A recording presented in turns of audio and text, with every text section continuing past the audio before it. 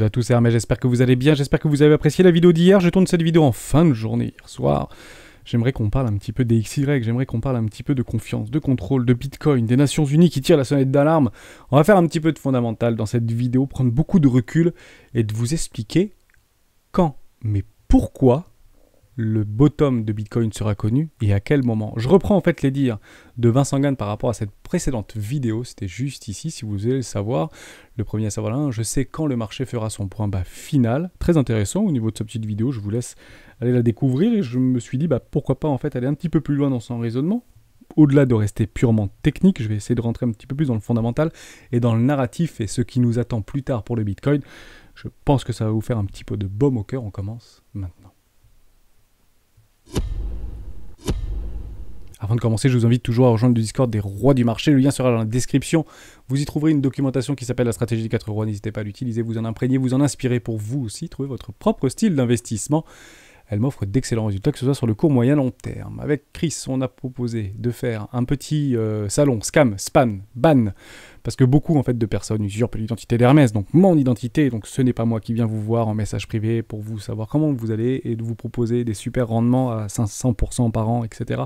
Ce sont des scams, ce sont des spams, il y a aussi exactement la même chose sur YouTube, donc si ça vous arrive, n'hésitez pas à venir dans ce salon ici, et on va les bannir avec les membres bienfaiteurs, on les bannira immédiatement, et c'est vrai que ça pollue beaucoup, donc on cherche des bots pour pouvoir en fait éviter ce genre de choses. Il y en a déjà sur le Discord, mais malheureusement ça ne suffit pas, et il y en a de plus en plus, donc je préfère vous prévenir de vive voix, et on a créé un salon dédié, comme ça dès qu'ils sont là, hop, on le met, et on le bannit immédiatement, tout simplement, et ça permet de donner en fait cette information-là aussi à l'ensemble de la communauté et celles et ceux qui nous rejoignent au quotidien. Côté Bitcoin, on a eu ce petit breakout, donc on regardera la clôture, jusqu'à preuve du contraire, la clôture devrait être jolie, que ce soit sur les marchés financiers ou que ce soit sur Bitcoin, une respiration jusqu'à preuve du contraire, ni plus ni moins.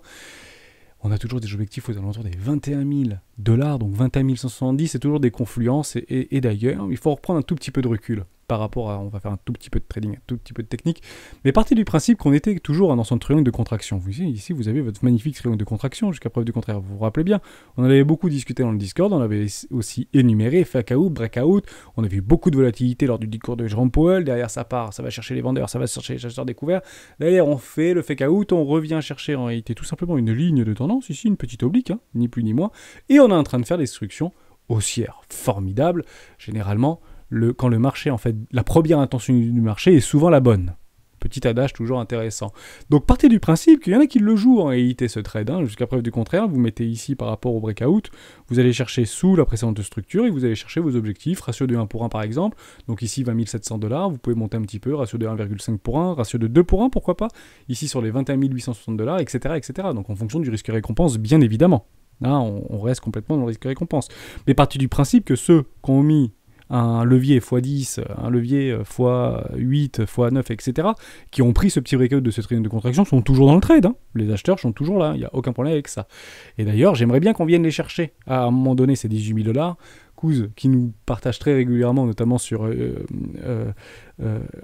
iBlock, oui c'est ça, iBlock Capital, je ne le voyais plus, ici iBlock Capital, vous avez en fait des gros clusters de liquidité sur les 17 600 $, 17 500 $, 18 000 $, vous avez vraiment des clusters, vous en avez aussi au nord bien évidemment, hein. Mais vous avez encore ces clusters-là, et j'aimerais qu'on y vienne parce que il ne faut pas oublier qu'on devrait peut-être probablement aller les chercher tôt ou tard, ces petits clusters-là, ni plus ni moins. Pourquoi ? Parce qu'on est toujours dans une dynamique tendancielle haussière, à quel moment je serais ok, peut-être qu'on va les oublier, hein, ces personnes ici, quand on viendra clôturer, accepter en weekly au-dessus des 25 000 $. À ce moment-là, je dis ok, soit c'est une vraie chasse à la liquidité et on se refait avoir comme on s'était fait avoir précédemment, et on pricera probablement la récession à ce moment-là et rien n'ira plus.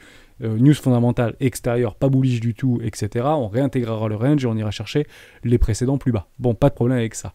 Mais jusqu'à preuve du contraire, je resterai baissier dans un environnement baissier et je chercherai plutôt à vendre ce marché, ou en tout cas à protéger mon capital d'investissement, plutôt qu'à l'acheter. Même si on est dans une magnifique zone de rechargement, d'achat, etc. à long terme, l'investissement, c'est complètement différent que le trading ou le hedging, bien évidemment. Donc je rechercherai plutôt dans ce marché tendanciel baissier à hedger mon portefeuille plutôt qu'à l'acheter, bien évidemment, tout simplement. Donc on est quand même dans un environnement relativement baissier. Ce qui est dit et plus à dire, et d'ailleurs, quelque chose de très important.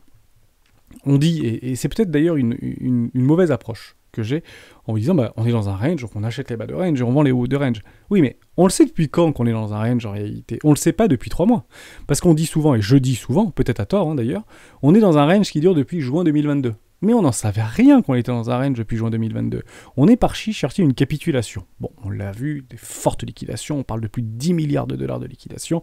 Ok, la capitulation, si on reprend l'idée même de la méthode psychologique des marchés financiers, on peut partir du constat qu'on est vraiment dans une capitulation, on est en train de faire une forme de consolidation.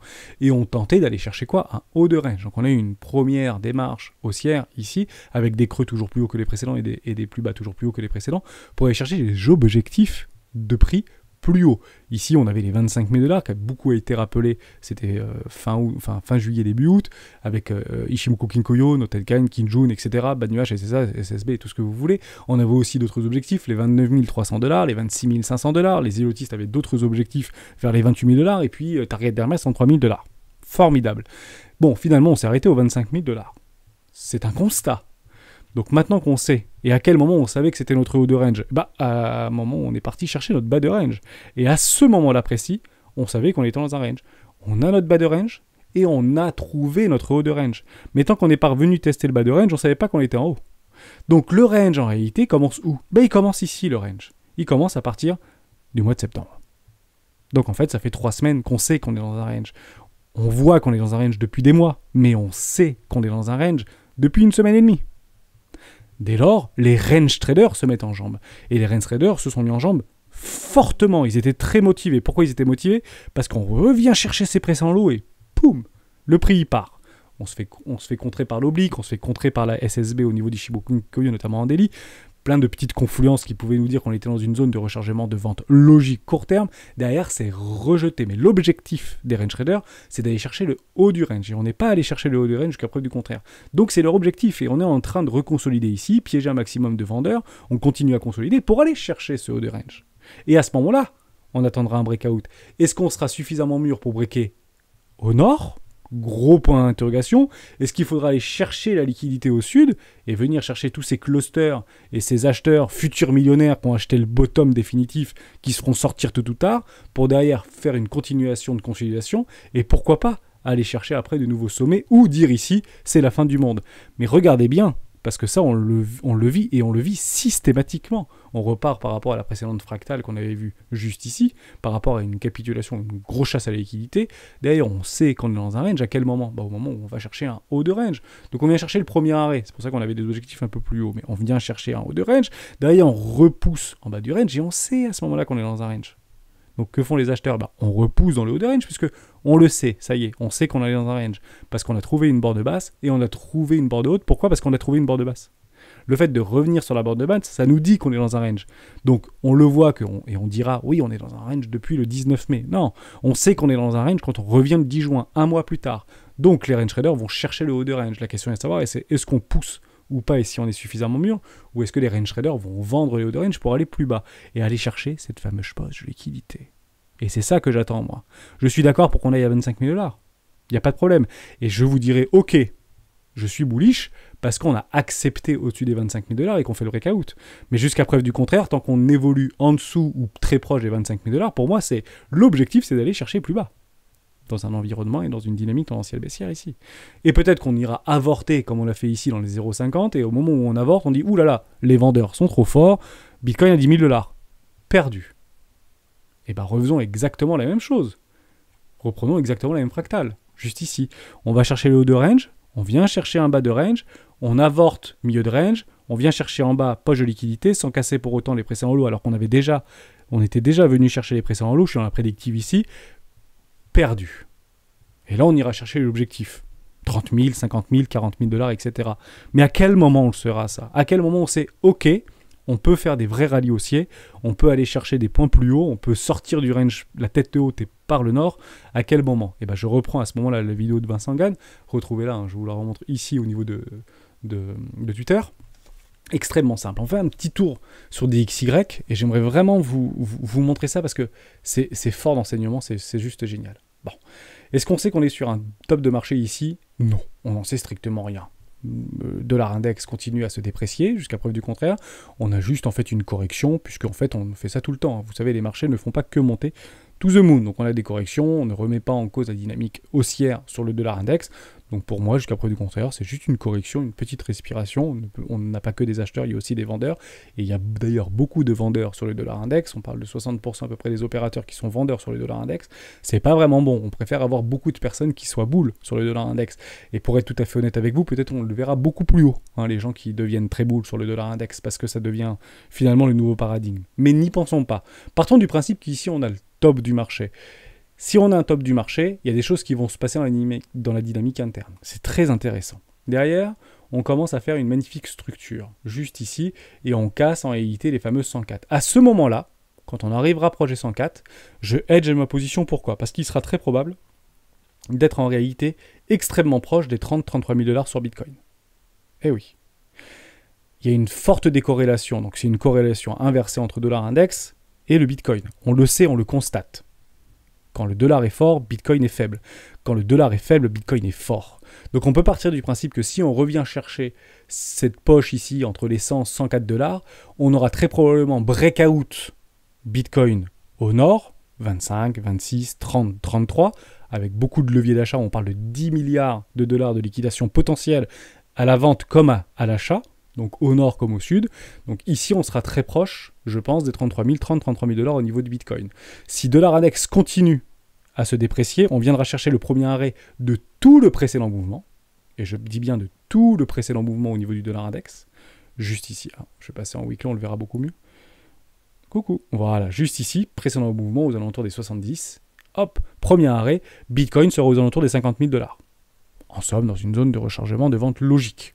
Et pour être tout à fait honnête, reprenez juste ici, lorsque Bitcoin, enfin lorsqu'on était en avril 2020, mars 2020, ou juste ici en février, mars 2022, bon bah on était très proche des 50 000, 48 000 $. Ok? Si on continue à se déprécier, parce que le dollar est très très faible, à ce moment-là on reviendra sur des supports de marché historiques sur le dollar index, Bitcoin très proche de la TH ici. Et à ce moment-là, on aura notre super cycle si on vient un break par le bas. Si on revient mettre en douce ces précédents supports, ici sur le dollar index, on aura notre super cycle. Et ça vous permet de faire un parallèle, notamment avec Celsius ou avec 3AC, ou je sais plus, oui, 3AC, ou AC3 ou A3C, je sais plus, enfin les fonds d'investissement, ou Voyageurs, etc., qui en fait avaient dit, mais on pensait et on était certain qu'il y avait un super cycle qui se préparait sur Bitcoin. Ouais, mais on était là. On était en train de structurer un truc pas très joli en réalité. On était en train de structurer un M-top en mensuel sur le dollar index. Alors, partez du principe que si le narratif avait eu raison, donc entre guillemets dollar index papier toilette, si vous voulez, ou dollar papier toilette, et bien là, vous auriez eu votre super cycle. Ici, vous auriez eu votre super cycle au niveau des cryptoactifs. Mais c'est pas du tout ce qui s'est passé. On a tenu un support, on avait délimité entre guillemets un range, et puis derrière, on repousse et on casse par le haut. Et ce qui s'est passé, eh ben, c'est que Bitcoin n'a pas du tout apprécié. Et les cryptoactifs en général n'ont pas du tout apprécié. Mais ils n'ont pas apprécié bien plus que le S&P 500. Bitcoin a perdu 70% de sa valo, alors que le S&P 500 a perdu 24%. Vous comprenez? Donc beaucoup de valeurs tech se sont fait dégommer. On va pas y revenir, mais dans l'idée, c'est un peu ça. Si vous prenez les indices, et si vous prenez le crypto total, donc le crypto total a perdu 70% ou 75%, alors que les indices boursiers, S&P 500, etc., ont perdu que 25%, 24%. D'accord? Et à ce moment-là, vous aurez votre super cycle. Il est où mon Bitcoin à $1 million? Gros point d'interrogation. Où est mon Bitcoin à $1 million? Vous dézoomez, et votre Bitcoin à $1 million, il est ici. Lorsque tout le narratif et tout le paradigme autour du dollar sera remis en question. Vous êtes dans une énorme tendance dynamique très long terme baissière sur le dollar index. C'est très baissier en réalité le dollar index. Votre Bitcoin à $1 million, il est là. Lorsqu'on viendra casser les précédents lots beaucoup plus bas. Et ces lots ici, c'est 2008. Alors bizarrement, on ne peut pas savoir si ça va marcher ou pas. Pourquoi? Parce qu'en fait, Bitcoin n'a jamais connu ça. Les cryptoactifs n'ont jamais connu quoi? Ceci. Et vous voyez ceci, hein, une dépréciation, une dévaluation du dollar vis-à-vis des autres monnaies fiat. En fait, ceci, Bitcoin ne l'a jamais connu. Reprenons ça. On reprend les années 2000 sur le S&P 500 par rapport à ici 2008. Qu'est-ce qui s'est passé pour vous sur le S&P 500? Quand vous voyez ça, puisqu'on parle beaucoup de décorrélation, corrélation inversée sur le dollar index et les valeurs plus à risque si vous voulez, bah vous allez dire c'est pas compliqué. Ici on était relativement bas au niveau des valeurs technologiques ou au niveau du S&P 500 et ici on était super haut. Perdu. Regardez ça, c'est extrêmement limpide. On peut pas être plus précis. 2000-2008, 2000-2008. Ça n'a rien fait. S&P 500 n'a rien fait. Donc il y a eu un petit peu de chamboulement, de crise effectivement avec une massifique structure de retournement haussière.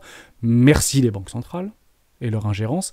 Mais alors que dollar index perdait de sa superbe, en réalité les marchés financiers n'ont strictement rien fait, sont tout simplement revenus au point de départ.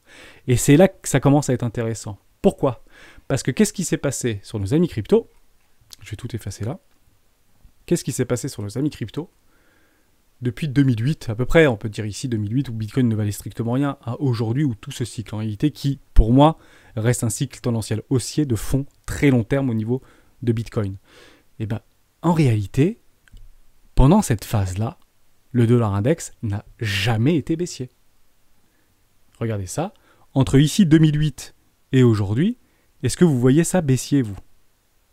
On va juste faire ça. x2 divisé par 2, comme ça, j'effacerai tout juste après.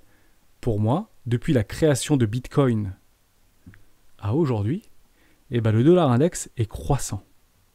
Alors que Bitcoin a surperformé puissance 1 million la monnaie fiat et la monnaie fiduciaire du dollar. Et accessoirement l'euro, le yen et tout ce que vous voulez comme monnaie fiduciaire. En fait, Bitcoin n'a jamais vécu ça.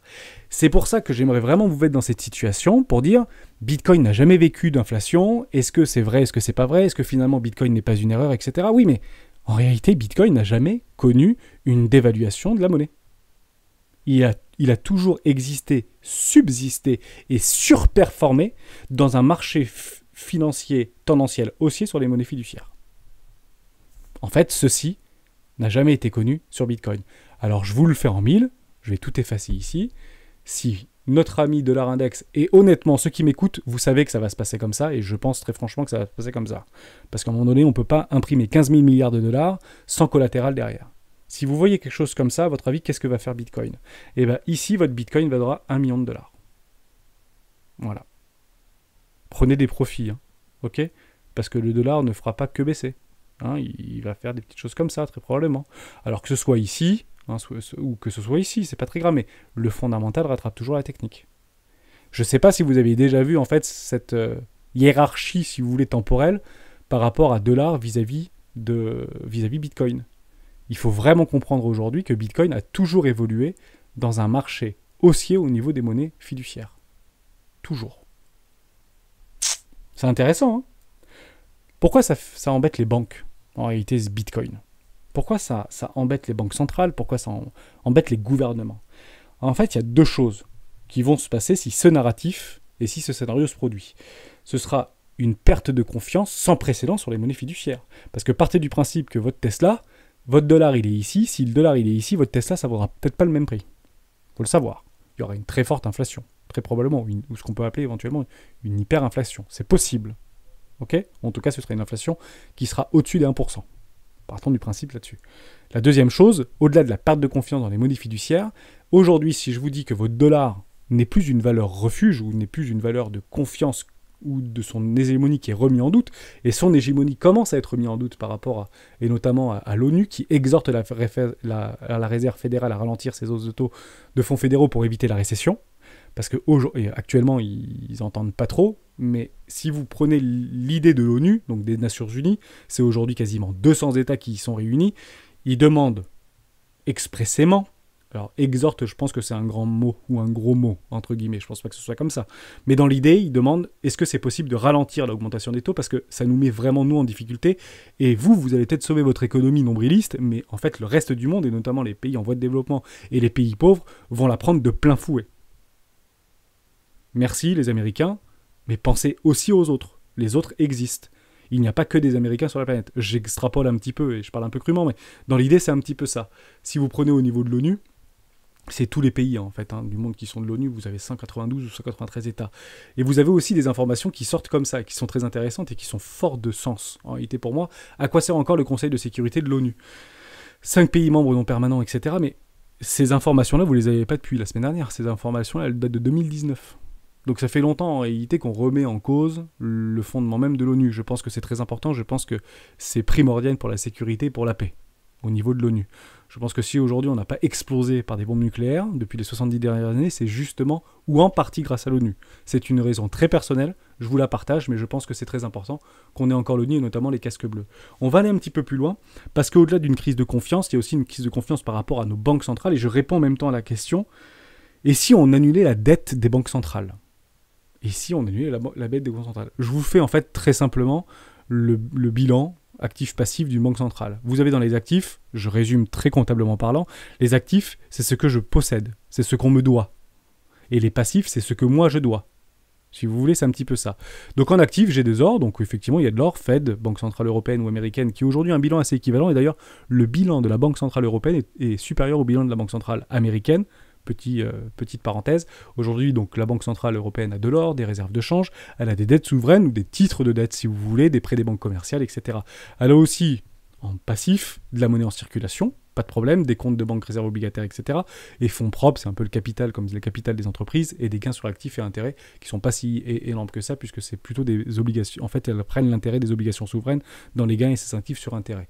Si vous prenez à la différence, si vous prenez juste ici au niveau des actifs, donc je vous ai fait le petit truc, composition de l'actif de la Banque centrale entre 1999 et 2021, en réalité, si vous prenez en 2008, et c'est ça en fait un peu l'idée de confiance, si vous voulez, qu'on peut avoir et qu'on peut remettre en doute aujourd'hui dans nos banques centrales et dans nos institutions financières, c'est que les titres de dette, qui sont ici en euros, donc tout ce qui est rachat d'obligations de banques centrales, banques souveraines, Italie, Grèce, France, tout ce que vous voulez, on est passé de, vous m'avez compris, à waouh. Intéressant, hein. Donc peut-être que ça viendra de là, hein. Le blackout, le burn-out, la purge mondiale, tout ce que vous voulez, c'est le jour où en fait on dit bah stop, hein, où les banques centrales disent stop, j'arrête, je peux plus. Mon bilan est de 25 000 milliards de dollars, enfin c'est plus que le PIB mondial, qu'est-ce que vous voulez que c'est moins que ça, mais dans l'idée c'est un peu, j'extrapole, mais à un moment donné il faudra bien s'arrêter sur ce système financier. Vous avez ici la composition du passif, vous pourrez retrouver toutes ces informations, vous avez les engagements envers des banques. Et ça c'est incroyable. Ça, c'est incroyable parce qu'en fait, ils tuent le risque. Les banques centrales, par leur ingérence, ont tué le risque. Donc c'est pour ça que c'était toujours rigolo quand vous allez demander un crédit immobilier à votre banque parce que vous venez d'avoir un petit CDI et que vous avez un taux d'usure qui est juste ras les pâquerettes, alors qu'en fait, ils prennent aucun risque. Surtout les crédits immobiliers, surtout les crédits consommation, surtout les Sofinco, etc. En réalité, si vous rentrez dans les petites cases qui avaient été données par le ministre des Finances, etc., enfin, des banques, enfin, c'est un consensus en réalité, voilà, les cases qu'il faut remplir pour monsieur et madame Dupont, et ben si vous rentrez, vous lui filez un crédit. Voilà. Donc quand vous avez des refus de crédit, alors que finalement, il n'y avait aucun risque pour les banques aujourd'hui centrales et systémiques, bah, quelle est la différence pourquoi vous n'avez pas eu de crédit? Posez-vous la grande question. Mais clairement, ça rentrait dans les cases, sans aucun problème. Ok? Ça, c'est super important. Donc, ils ont tué le risque par leur ingérence. Maintenant, si vous voulez enlever de la dette d'obligation d'État, qu'est-ce qui se passe? On revient un petit peu en arrière, comme ça je réponds à cette question qui est très simple. Quel est le collatéral? Donc, enlever ici de l'actif. Donc, c'est ce qu'on doit à la banque. Hein, c'est un peu comme les créances, si vous voulez, des banques centrales, ce sont les dettes souveraines. Si vous annulez ça, qui représente un gros paquet, hein, on le revoit ensemble, c'est ici, hein, titre en euros et titre de dette, c'est le plus gros paquet aujourd'hui de la Banque centrale au niveau du bilan, c'est ceci. Hein, ce sont les dettes souveraines des États membres, notamment de l'Union européenne, et d'autres. Hein. Pour le coup, il y a aussi d'autres dettes souveraines au sein même de la Banque centrale européenne. Sur quoi vous impactez? Vous impactez sur la monnaie en circulation, bah, c'est compliqué, vous n'allez pas aller dans les guichets pour dire bah, « Désolé, il faut que je retire 3 000 milliards de dollars dans espèces », donc on casse entre guillemets la monnaie circulation. Les comptes des banques, directement, vous les prenez, vous allez ponctionner directement dans les banques commerciales, ou vous allez éventuellement directement ponctionner chez les gens, dans leur compte en banque? Non. Fonds propres. Et là, il y a la question qui se dit, mais en fait, on ne le fait pas, on s'en fiche. On enlève cette dette souveraine. Donc ça va impacter personne. En réalité, ça va impacter une seule chose, la confiance. La confiance. Du jour au lendemain, vous allez dire au monde entier, et peut-être qu'il y en a une qui va le faire, hein, de banque centrale, peut-être la Banque centrale d'Angleterre, ou je ne sais pas, mais peut-être qu'il y en a une qui va finir par le faire, et à ce moment-là, sa monnaie du jour au lendemain vaut zéro. Puisque à quel moment vous arrêtez? Si vous ouvrez cette boîte de Pandore, à quel moment vous arrêtez? Vous n'arrêtez plus. Et pourquoi on ne ferait pas aussi les dettes d'entreprise qu'on a en fait subventionnées? Les dettes souveraines aujourd'hui, les obligations ou les prêts hypothécaires ou les prêts bancaires pour les entreprises sont en grande partie aussi détenus par les banques centrales. En tout cas couvertes par les banques centrales. C'est des milliers de milliards. Ne nous y trompons pas. Des milliers de milliards qui sont garantis en partie par les banques centrales. En réalité, on ne peut pas le faire. Parce que demain, vous allez le faire aussi, potentiellement, pour des gens. Je prends un exemple tout simple, et on revient par rapport, on imagine que la Banque centrale, c'est un être humain, c'est une personne. Tant que vous pouvez payer vos crédits, tout va bien. Aujourd'hui, la France peut rembourser sa dette. Donc, tout va bien, même si ça lui coûte beaucoup plus cher, et en 2023, ça nous coûtera bien plus cher qu'aujourd'hui. Mais tant qu'on peut payer et rembourser nos intérêts et nos échéances, tout va bien. Le jour où on ne peut plus, rien ne va plus. C'est exactement ce qui s'est passé en Grèce. Mais qu'est-ce qui se passe entre je ne peux plus payer et efface-moi la dette? Si un jour on le fait, à partir du principe qu'on va passer par de l'augmentation des impôts. Eh oui, automatiquement.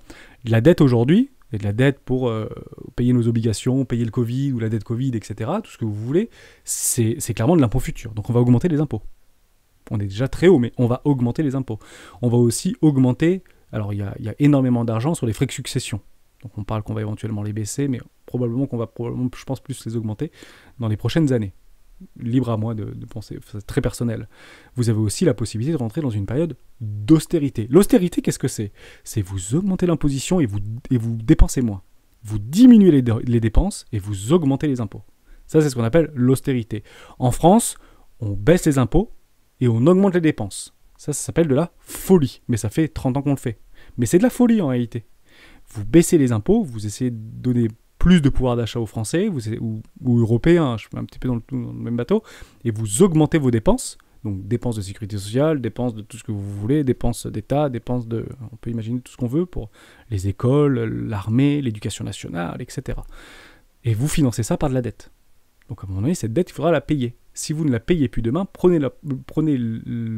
ou si on vous donne la possibilité de ne plus payer demain, imaginez à titre d'humain, en réalité, comme une personne. Si vous ne payez plus, vous pouvez passer en interdit bancaire. Donc vous ne pouvez plus emprunter. Ça risque de grincer un petit peu. Et deux, vous avez la possibilité, et ça c'est intéressant, de passer en surendettement. Je ne sais pas si c'est dans tous les pays d'Europe, parce que je sais qu'il y a des Canadiens, des Belges qui m'écoutent, mais qu'est-ce qui se passe quand vous passez en surendettement? Peut-être que vous avez des personnes de votre famille ou des connaissances à vous qui sont passées en surendettement et qui ont eu la possibilité d'avoir ce qu'on appelle un effacement de la dette. À ce moment-là, socialement, vous vous suicidez en fait. Vous ne pourrez plus jamais faire de crédit immobilier avant je ne sais pas combien de dizaines d'années. Vous ne pouvez plus faire de crédit conso. En fait, socialement, vous êtes mort. Et bien, revenir en réalité à dire j'efface la dette d'un État, c'est que socialement, il n'est plus souverain. Il est mort. Il sera à la tutelle de ses créanciers lésés. Parce que partez du principe que cette dette-là, qui est détenue aujourd'hui souveraine par la Banque centrale, il y a aussi des collatéraux par rapport à des financiers et des fonds d'investissement ou des bons, des obligations, etc. qu'il y a. Donc techniquement, on ne peut pas le faire. Mais je pense et si on pouvait le faire, c'est pas avant de très nombreuses années. Et on passera par l'austérité, on passera par des mécanismes de ponction et d'augmentation d'imposition qui seront, comment on dit ça, restrictives, mais c'est même pas restrictive. En fait, l'impôt de Hollande à 75%, ce serait même potentiellement de la rigolade, si vous voulez. Donc, on rentrera dans un état hyper totalitaire, proche de la dictature, avant de rentrer à l'effacement de la dette. Parce que le système même mondial est basé sur la dette. Voilà, j'espère que j'ai répondu à votre question par rapport à ça. D'autres petites informations également. États-Unis, la Fed confirme son objectif d'atteindre plus rapidement la sortie de l'inflation. Je vous reprends cette information, c'était le 4 mai 2022. Rappelez-vous, l'objectif de la Fed, c'était 3%. Donc, on part du principe, et je finirai cette vidéo là-dessus, et j'espère que je serai allé jusqu'au bout de mon raisonnement. Je pense que oui, même si la vidéo a duré un tout petit peu plus longtemps. Ça, il ne faut pas le prendre à la légère. Je ne sais plus où est-ce que j'avais mis ça. C'est voilà, juste ici. Vous avez en fait ça commence à se faire taper dessus un petit peu au niveau des taux obligataires ici. Donc les taux court terme sont toujours supérieurs aux taux à long terme. Donc ça aussi, il faut le prendre en considération. Partir du principe que c'est pas très bon d'avoir des taux à 2 ans nettement supérieurs aux taux à 10 ans. Mais si on commence à voir quelque chose comme ceci, je vais le remettre en noir. À partir du principe que la Banque centrale fédérale américaine est bloquée. Ce qui reviendrait en réalité à son objectif du mois de mai. Au mois de mai dernier, ils avaient dit que notre objectif c'était 3%. Ils n'avaient jamais dit que c'était en réalité 4%. Donc maintenant, je vous donne une petite astuce. Si au niveau du FOMC ou par rapport à un CPI qui va rentrer potentiellement dans un consensus à 8,1 et que finalement, Powell dit on va rester à 3,25 ou juste monter de 0,25 points, comme la Banque d'Australie hier. Hein. Rappelez-vous qui a surpris les marchés d'ailleurs, qui a remonté que de 0,25. Donc imaginons on augmente juste à 3,50. Et revenez par rapport au mois de mai, là où était S&P 500, par rapport à l'annonce. Et à ce moment-là, vous allez voir un petit peu une jolie un joli petit pump pour le coup, et notre respiration de marché pourrait être éventuellement encadrée par ça. Vous revenez en mai ici, voilà. Donc on reviendrait exactement ici. Si jamais, entre guillemets, on lâche ou la Fed ralentit et n'est plus sur un consensus aujourd'hui à 4,50 ou 5 éventuellement, et ben, le plus probable, qu'est-ce que c'est qu'en one shot, on revienne ici. Je me mets en blanc, mais on reviendrait très très fortement ici. Et ensuite, vous me direz, est-ce que c'est ici qu'on achète ? Non, c'est pas ici qu'on achète, on est proche plutôt de résistance historique ici, donc faites très attention, bien évidemment. Mais Bitcoin aura vraiment explosé par le haut, etc. Et ça peut être un vrai catalyseur. On revient juste par rapport aux promesses de Jérôme Powell, qui en fait est peut-être aujourd'hui pieds et poings liés, et on le sera un tout petit peu plus tard. Je reviens par rapport à ce super cycle des cryptos, et c'est vrai que je prends beaucoup de plaisir à échanger avec vous sur toute cette partie psychologique, avant-gardiste, peut-être un petit peu prédictive, voire Madame Irma. Mais si je peux vous donner 3 préconisations, en réalité, et pour celles et ceux qui pensent que les banques ou les banques centrales un jour vont dire stop, et le jour où on dit stop, vous avez votre déclencheur, hein, pour information. C'est ça, hein, en réalité. C'est le jour où les banques centrales disent on peut plus acheter les obligations d'État, etc. À ce moment-là, vous avez votre crack sans précédent. On tombe à 1500 points, il n'y a pas de problème avec ça. On reviendra très probablement très proche des supports de 2008. Et ça, ce sera en fait la fin de du système quasiment financier tel qu'on le connaît aujourd'hui. Donc on sera très probablement sur les 1500 points. Et là, vous avez vraiment l'effondrement ou la purge extrême 1929. Mais ce ne sera pas la cause du public, ou ce ne sera pas l'euphorie, l'effervescence, tout ce que vous voulez. Ce sera tout simplement en fait les banques centrales qui n'assument plus leur rôle. Et à ce moment-là, on cassera ce système-là pour en essayer d'en construire un autre sur des bases plus saines. Si on casse un système pour un autre, généralement, le marché annule tout ce qui s'est passé précédemment, avec une incertitude telle. C'est d'ailleurs ce qui s'est passé au niveau de la Banque d'Angleterre. C'est le problème de la Banque d'Angleterre. Ça fait longtemps que je parle ? Oui, 31 minutes, on fait encore 3 minutes. Mais la Banque d'Angleterre, c'était juste en fait un manque de vision, ou un manque de communication, ou un manque de clairvoyance par rapport à la ministre. Vous l'avez ici, je voulais vous le mettre dans le Discord directement. Je sais plus, voilà. Liz Truss admet des erreurs mais maintient la baisse des impôts. Donc ça, c'était juste hier, me semble-t-il, ou avant-hier, voilà, le 2-10.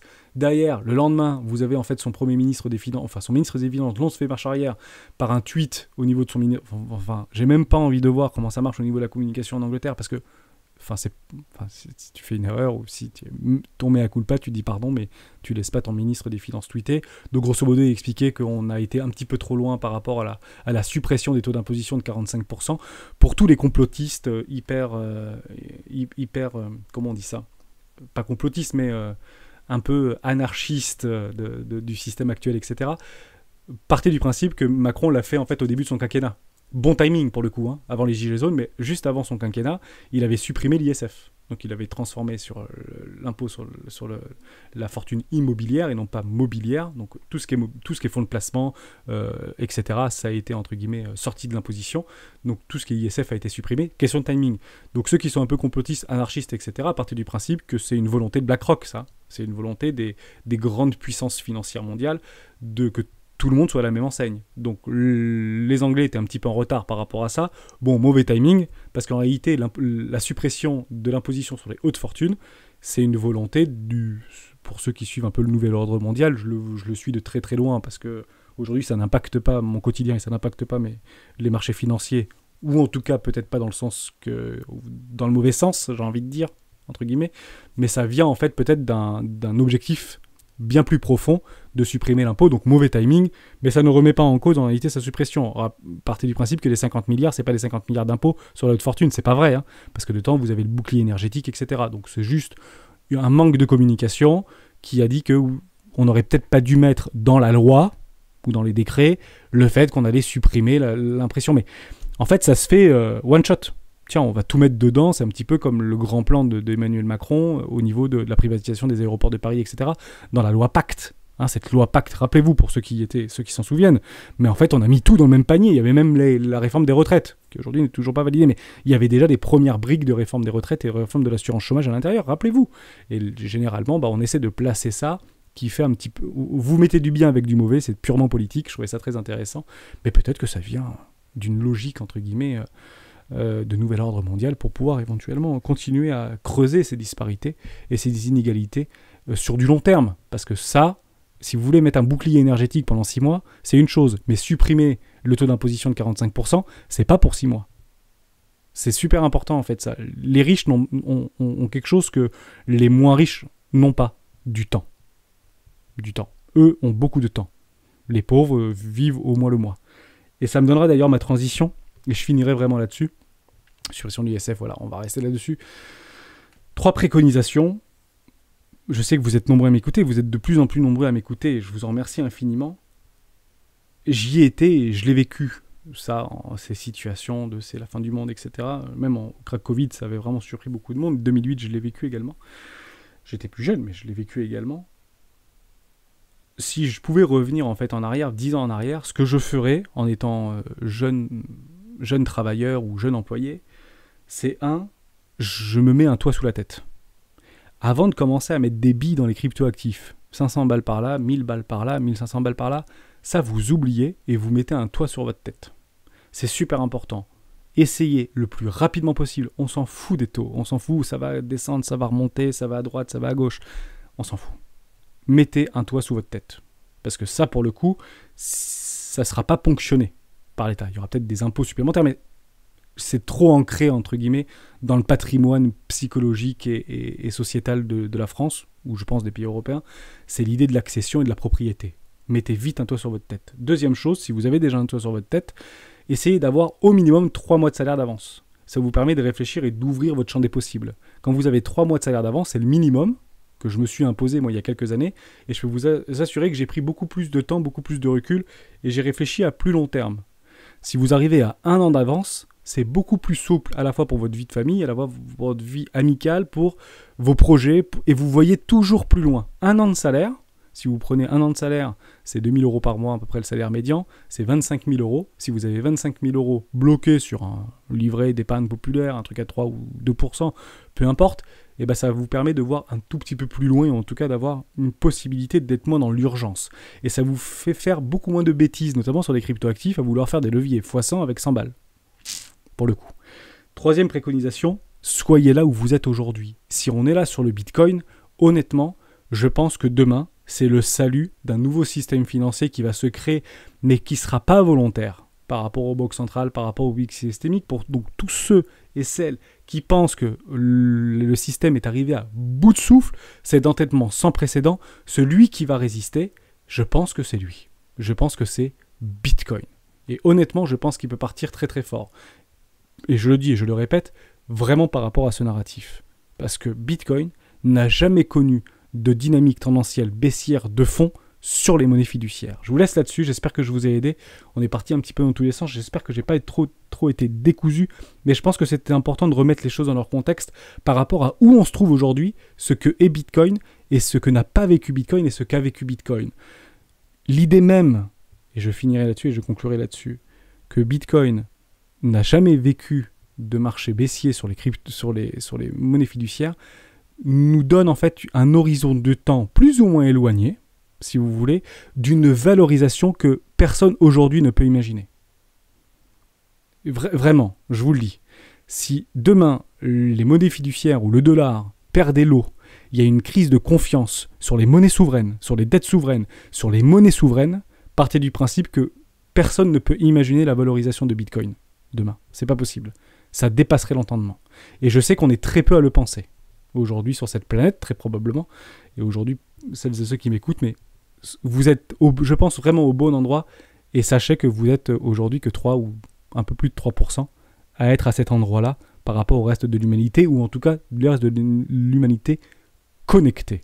Merci à toutes et à tous d'avoir suivi cette vidéo jusqu'au bout, je vous laisse une excellente journée, on se retrouve demain dans une prochaine vidéo du Bitcoin. Ciao.